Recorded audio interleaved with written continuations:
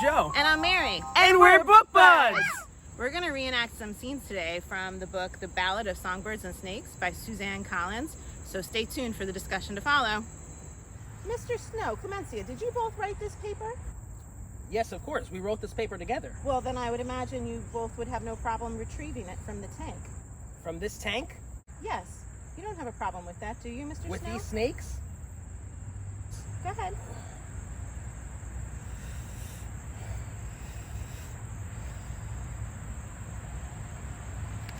Oh. Clemencia? Oh, dear. Clemencia! No! Oh my. Are you coming to the tree?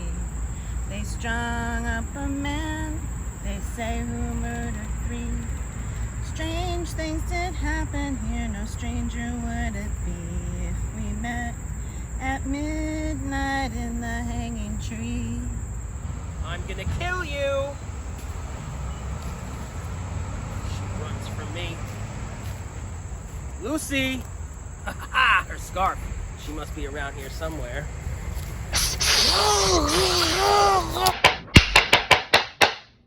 So we hope you enjoyed seeing us have some fun with all those snakes.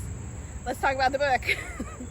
I heard about this last year that it was coming out, and I just remember being so excited because I wasn't following this author or anything like that, and I had just heard about it, and I'm like, she's writing another book? Like, I was so excited. Definitely. That was like, thrilled. That was something to celebrate. Something to celebrate. And it's finally here, and I finally read it, and I liked this book. I was very surprised by this book. I didn't know what to expect from it. I was kind of thinking we might get another Hunger Games story, you know, just like the whole history of a game. But that was just a small part of it, which was really nice because getting to know Snow, I can't even say his first name. How do you pronounce his first name? I think it's Coriolanus. So I just look at it and I say Cornelius because that makes sense to me. But I know that it's not Cornelius. But I can't say that name. Say it again. Coriolanus? Okay. Mr. Snow. Let's stick with that. I enjoy getting to know Mr. Snow because he was like a nice guy and the author made you like him, which made no sense because I had recently rewatched the movies and you just hate the guy. He's so terrible. And so I had that fresh in my mind before reading this book. And I was like, oh my God, but I like him. There's something wrong with me because I like him. Well, I was thinking about this. When you take any villain in literature or any movie, any Disney movie, you know, villains are usually made, not born, usually. And sometimes, you know, there's a reason why they're evil, right? Mm-hmm. So this guy had some positive traits. And when he was feeling love for somebody or, you know, compassion or whatever, I was just like, whoa, he has those human traits and those feelings? Like, what? He really cared about his grandmother and his cousin. You know, you could see that he was selfish and self-centered, that he wanted their wealth, they wanted their success. He wanted anything, you know, that for them to be doing well and prospering, which they were not. But, you know, that he cared about somebody beyond himself was so surprising. Yeah. Right? Yeah. And it was a little uncomfortable. And then when he showed those true snow colors, I was like, that's my boy. Yeah. There he is. It's like, wow, we got there. He's such a, like, a-hole. But I like this book because it's a prequel. I love prequels. So we learned a little bit about the history of the Hunger Games. In the Hunger Games that we know and that everybody has seen or read the books or seen the movies, the tributes have mentors that help them through their games. Right? So in this book, I believe this is the first year that they had mentors. The university in the capital, one of the professors assigned her students, to be mentors to the tributes. Yeah. So we were seeing for the first time this connection and this. That was very cool because it was only the 10th Hunger Games, so it was really like we stepped way back in history and saw how it kind of evolved into the Hunger Games that we knew later on. That was cool. Yeah, that was cool. Yeah, and then even when Mr. Snow made a recommendation about how he thought things could change with the games, and then you see that come out, you know, in the Hunger Games that we know from later on. At the end, I love that. Yeah, that was pretty cool. Yeah.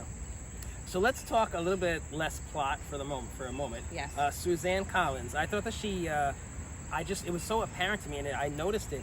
Her use of words and her use of names. So the capital is the capital, right? They're rich, they're in charge, the capital.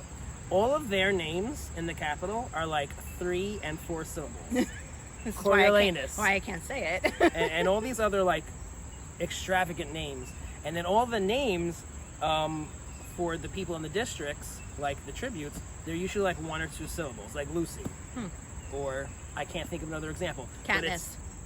Katniss. So like that's a little bit flavorful, but Gail, like, right? Wasn't that his name? Gail? Yes. The cutie.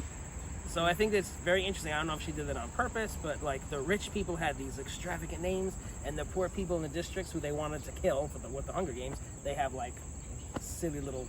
Well, it went along with their flair. In the capital, they're all have colorful hair and flamboyant Clothing, outfits, and like, you know, they just they have all the food that they're wasting and everything. So it goes along with having a fancy name.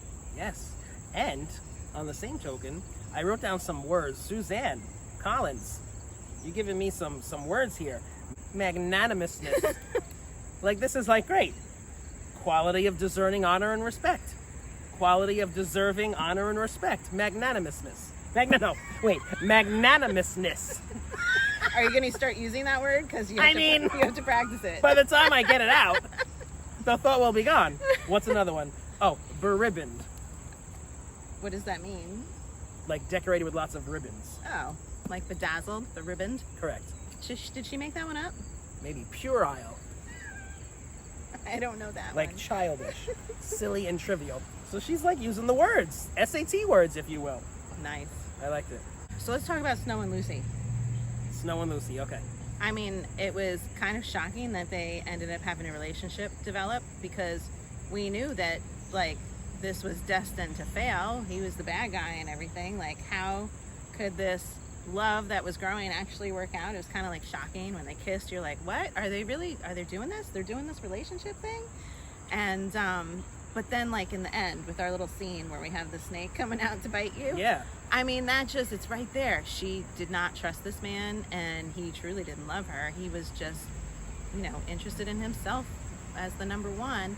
And it just, that right there, the end, it was like, bam. And she figured it out. It said it right. She figured it out. She was a smart one. She's a victor for a reason. Like, she won the Hunger Games for a reason. Spoilers. She, she figured it out, and she didn't let him know. She hightailed it out of there, ran into the woods. It was like the game didn't end. She was still needing to survive. He just flipped on a dime, too. Like, when he figured it out that she figured it out, it was just like, he was hunting her. I was like, okay, there he is. There's Mr. Snow.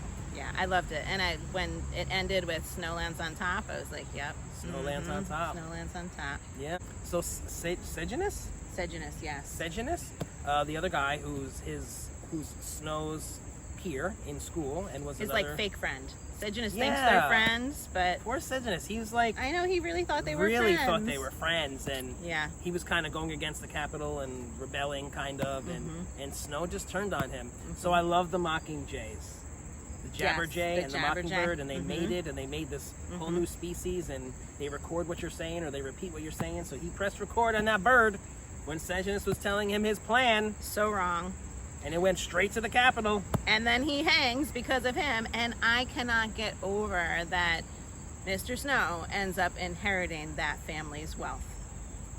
Didn't he live with them at the end? He did. I mean, he's like, I'll replace your son. I'll take all your money. I'm going to prosper from this situation. Oh my God. Yeah. That was crazy. I was like, there's the true jerk right there. No conscience. No, not at all. My gosh. Okay, one thing that blew my mind is that Lucy from this book wrote the Hanging Tree song. That was crazy. The same song that we know that Katniss sings, Jennifer Lawrence sings it in the movie. Yeah. It came from somewhere. It came from Lucy. She So, wrote it. Thank you, I'm pointing Suzanne at this Collins. book, but it's right here. It's this book. This one right here, not this one. Ignore this. This one. So thank you, Suzanne Collins, for doing that, because it just was such a nice way to bring things back in time and feel all connected. It was so cool. Love it. Yeah, so Lucy was like a singer, songwriter. She performed. She was like a traveling sort of gypsy performer, whatever. She wrote the Hanging Tree song. It was pretty cool. The song that our lovely Miss Mary sang. sings in our very much in the same skits, quality. And drew all the snakes to her. Magical. Should we have an encore performance? No. Can you give us a few bars? Why aren't you? Next point. we hope you liked this book as much as we did. Let us know in the comments. And if you're enjoying BookBuds, please like us. And share us with your friends. And subscribe to our channel, BookBuds! Wrote the Hanging Tree song. I loved that. Oh my gosh.